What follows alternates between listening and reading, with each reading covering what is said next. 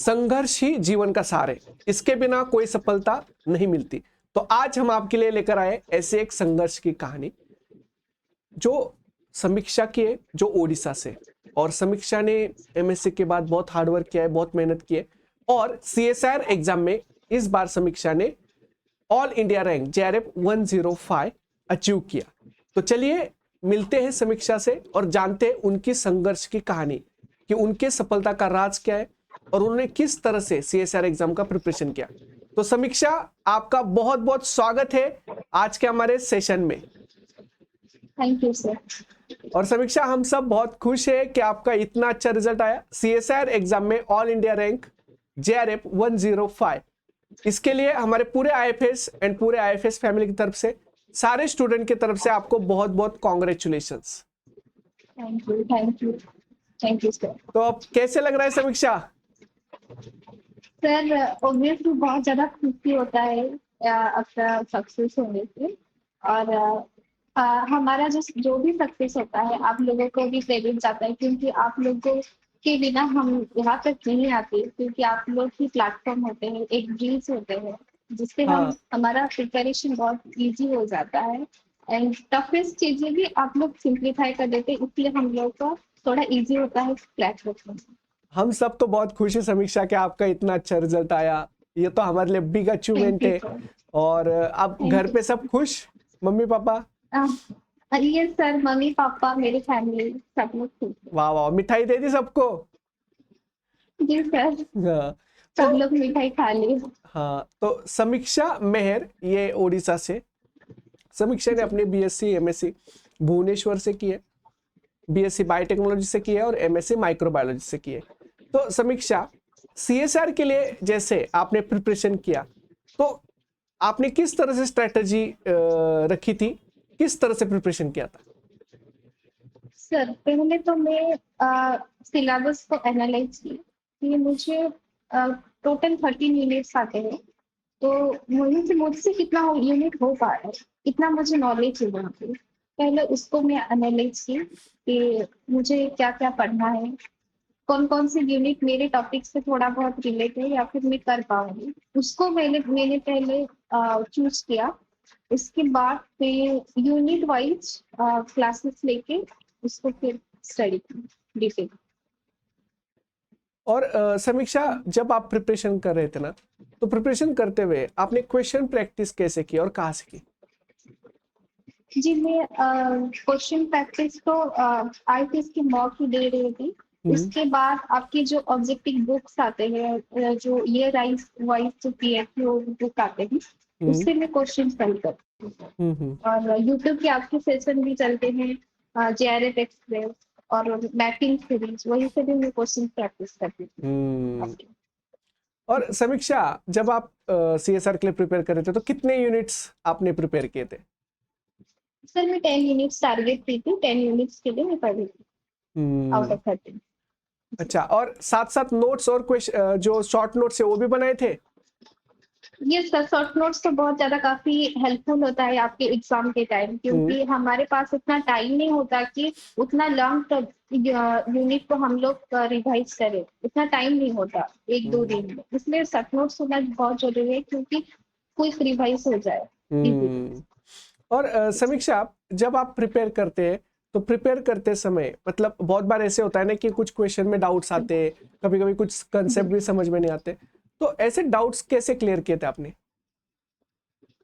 Sir मुझे तो बहुत ज्यादा डाउट्स आते थे, बहुत सारे कंसेप्ट मेरे कंफ्यूजन रहते थे, बहुत सारे प्रॉब्लम मुझसे नहीं होता था।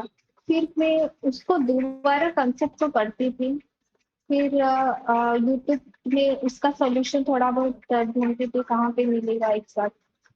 फिर भी हर क्वेश्चन का तो सॉल्यूशन नहीं होता, इसलिए हमें कंसेप्ट को ही इतना स्ट्रांग बनाना पड़ता है ताकि क्वेश्चन हमसे सॉल्व हो जाए।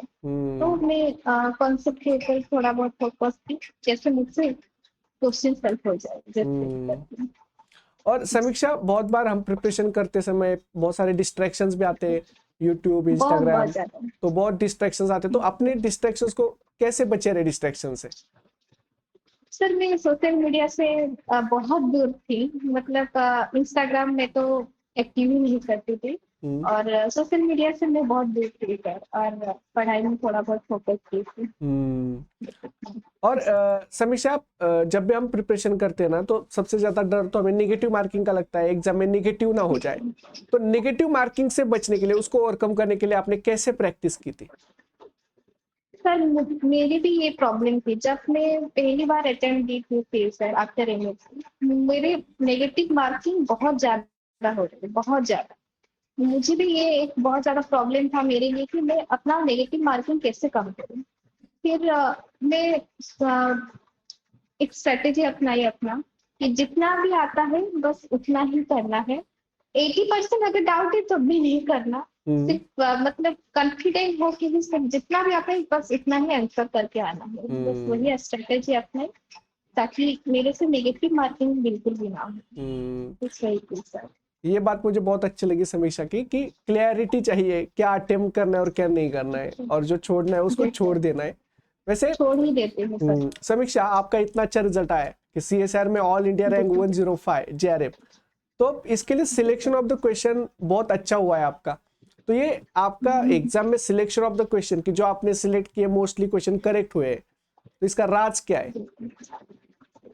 सर ये तो हर स्टूडेंट के ऊपर डिपेंड करता है कि वो कहाँ पे स्ट्रांग है, किस यूनिट में वो स्ट्रांग। जैसे मुझसे हो रहा था डेव बायो बहुत ज्यादा अच्छे से हो रहा था, यूनिट 5। उसके बाद प्लांट फिजियोलॉजी एक बहुत अच्छे से हो रहा था मुझसे। फिर इकोलॉजी एंड इवोल्यूशन, ये 4 यूनिट मेरे बहुत ज्यादा काफी स्ट्रांग थे। तो इसलिए मैं इन चारों टॉपिक का हर एक चीज में पढ़ के गई थी, तो एकदम डिटेल से, बहुत ज्यादा डिटेल में पढ़ के गई थी। स्टैंडर्ड बुक भी रीड करती थी, ताकि जो भी क्वेश्चन आए मैं इजीली उसको सॉल्व कर पाऊँ।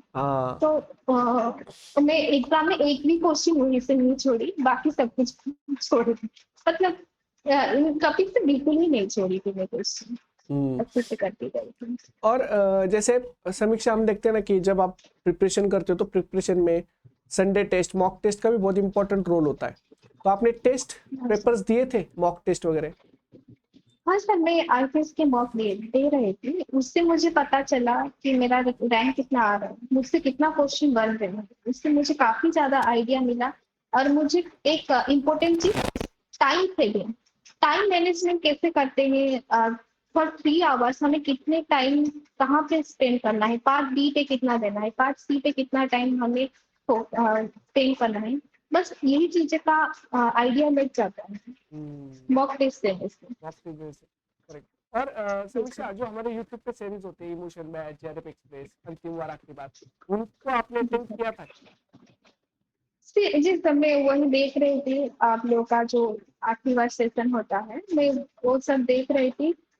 उनसे भी मैं क्वेश्चन नोटबुक में लिख रही थी, मतलब आपका जो इम्पोर्टेंट बोलती है वो सब मैं नोट करती थी, और एग्जाम टाइम वो पढ़ी थी।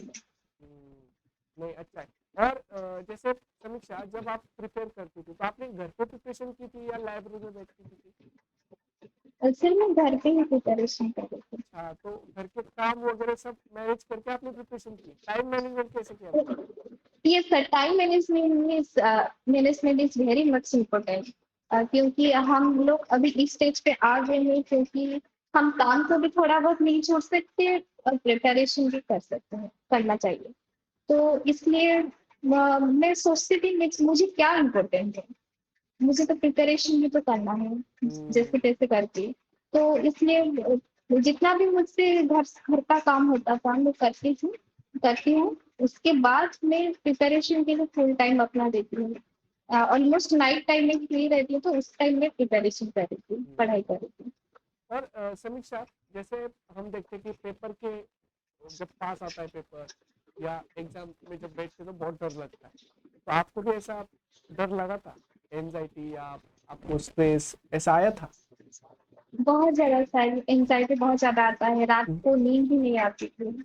ऐसे सोच के एग्जाम पेपर है मेरे से होगा, इस बार होगा नहीं होगा, ये बहुत ज्यादा एंजाइटी हो जाता है।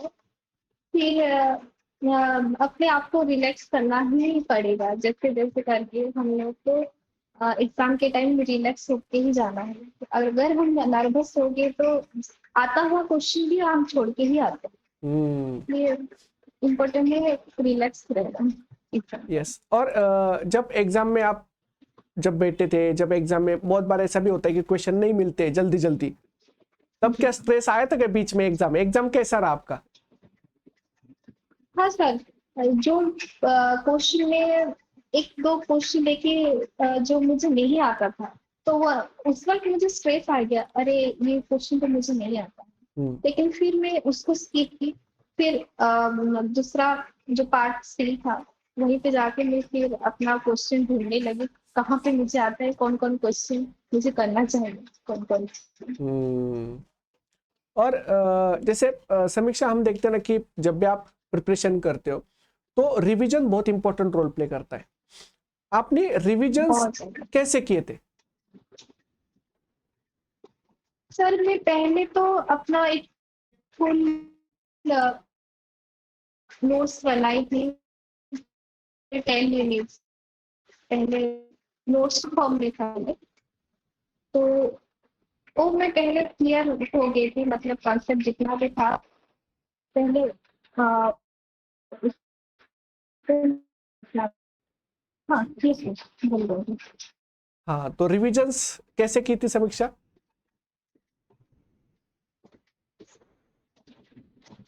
सर मैं पहले अपना 10 मिनट्स का पूरा नोट्स बनाई थी।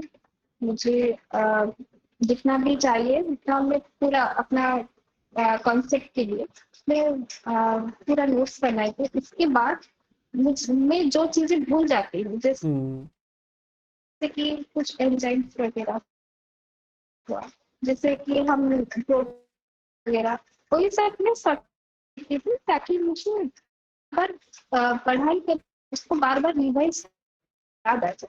बस वही। तो समीक्षा, फिर इतना अच्छा रिजल्ट आया है, अभी जेआरएफ हो गई है, अब आगे फ्यूचर में क्या करना है? गोल क्या है? सर मुझे रिसर्च लाइन में ही इंटरेस्ट है, मैं पहले अपना पीएचडी कंप्लीट करूंगी, इसके बाद रिसर्च में जाऊंगी। तो समीक्षा, आपको अपने फ्यूचर गोल के लिए पूरे आईएफएस फैमिली की तरफ से, हमारे सारे स्टूडेंट की तरफ से बहुत बहुत all the best. Thank you और सर।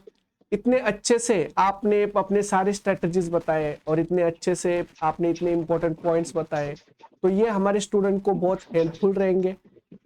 और समीक्षा, अभी हमारे बहुत सारे स्टूडेंट है जीआरएफ एग्जाम की मतलब दिसंबर के सीएसआर की प्रिपरेशन करें, तो उनके लिए क्या टिप्स?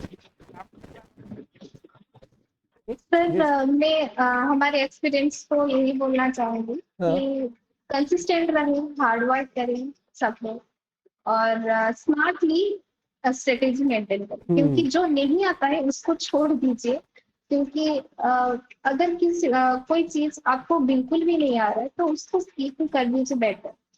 और जो चीजें आ रहे हैं उसको काफी स्ट्रॉन्ग कीजिए, ताकि वहां से एक भी क्वेश्चन आ जाए तो उसको छोड़ना नहीं। यस।